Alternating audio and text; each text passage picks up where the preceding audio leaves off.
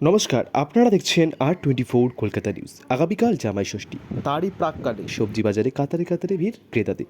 কারণ জামাই ষষ্ঠী সেরা সবজি এবং সেরা মাছটি জামাইয়ের জন্য নিয়ে যাবে বলে, এবং বিভিন্ন সবজি এবং বিভিন্ন ফল নিয়ে কিন্তু ভরে উঠেছে উত্তর চব্বিশ পরগনা পানিহাটি অন্যতম একটি বড় বাজার পঞ্চাননতলা বাজার বা গাঙ্গুলি বাজার।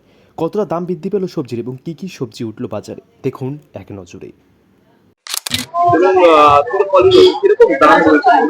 আজকের বাজারে যা লিচুর দাম আছে 250 টাকা কেজি। আগে ছিল এটা 150 টাকা করে ছিল, কিন্তু আজকের যা দাম আছে 250 টাকা কেজি।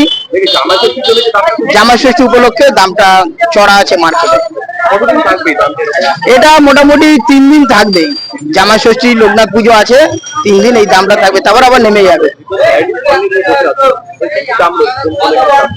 আপেল যেমন 250 টাকা কেজি, লেবুরও দাম বেড়েছে। লেবু এখন 6টা 50 টাকা, তারপরে 4টে হচ্ছে তোমার 50 টাকা, এরকম সব জিনিসেরই দাম বেশি। জাম ক্রেতারা ওরা জানে যে জামা ষষ্ঠী উপলক্ষে দাম বেশি থাকে, তা ওরা বলছে একটু কম সম করতে। এবার আমাদের কিছু করার নেই, মার্কেট হিসাবে আমাদের দাম নিতে হচ্ছে।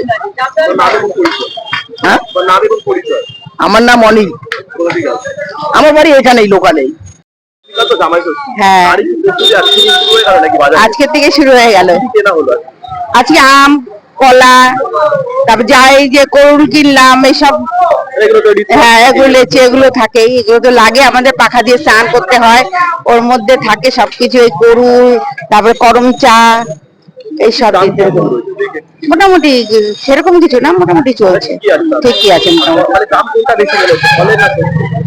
ফলের দাম মোটামুটি ঠিকই আছে। এবার আমটা তো প্রচুর উঠেছে, আমটা ঠিকই আছে।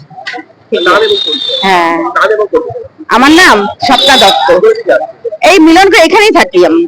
মোটামুটি একটু চড়াই আছে। কেন তো এটা আমি উত্তর দিতে পারবো না, কেন উত্তর আমি কি করে দেবো? মালের দাম চড়া হাটে ঘাটে সব জায়গায়।